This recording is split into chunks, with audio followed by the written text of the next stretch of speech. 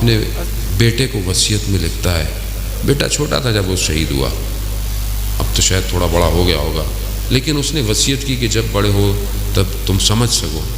تو ایک جملہ اس نے بڑا زبردست ہے اس کے اندر، کہتا ہے کہ بیٹا اپنے آپ کو اس قابل کرنا کہ خدا تمہارا خریدار ہو جائے، خدا تمہیں خرید لے. یعنی انسان اپنے آپ کو اس قابل کر دے کہ خدا بولے کہ ہاں یہ مجھے چاہیے، یہ میرے راستے کا ہے. اب جب خدا لے لے، اب پھر کچھ بھی آپ کو نہ بھی ملے تو کوئی فرق نہیں پڑتا کہ سب کچھ خدا کا ہے. دنیا خدا کی، آخرت خدا کی، کائنات خدا کی ہے. تو پہچانے اللہ کے ولی کو کہ وہ بھی خدا کا نمائندہ ہے. جو اس کی طرف جائے گا دنیا اسے کچھ نہیں کر سکتی. وہ اگر ظاہری دنیا میں مر بھی جاتا ہے تو وہ ہم فیہا خالدون کے لیے ہے، وہ ہمیشہ وہاں زندہ رہے گا.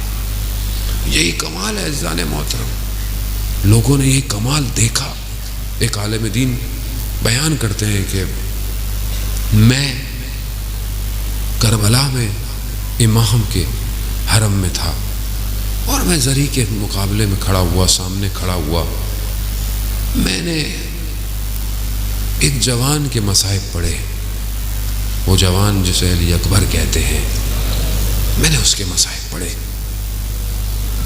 کہا اچانک سے میں نے دیکھا کہ امام میرے سامنے حاضر ہو گئے اور امام ایک رومال سے اپنے آنسوؤں کو پوچھ رہے ہیں. کہا میں نے یہ حالت دیکھی تو میں بے ہوش ہو گیا، اور جب میں ہوش میں آیا تو میں نے کیا دیکھا، وہ رومال میرے سینے پہ رکھا ہوا. یعنی اس عالم سے امام نے اسے عطا کیا. کہا میں سمجھ گیا امام نے مجھے ہدیہ دیا ہے.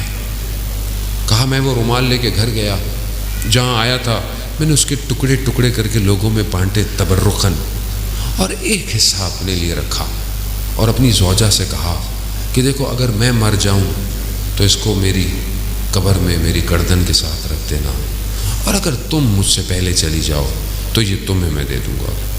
کہا زندگی نے ساتھ نہ دیا، میری زوجہ کا انتقال ہو گیا تو وہ رومال میں نے اس کے حصے کو اپنی بیگم کی گردن پہ باندھ دیا. کہا میں نے خواب میں دیکھا اپنی زوجہ کو کہ وہ آ رہی ہے اور اس کی گردن سے نور نکل رہا ہے. جب وہ قریب پہنچی تو میں نے کہا یہ نور کیسا ہے؟ کہا یہ اس رومال کا نور ہے جو تم نے میری گردن پہ باندھی.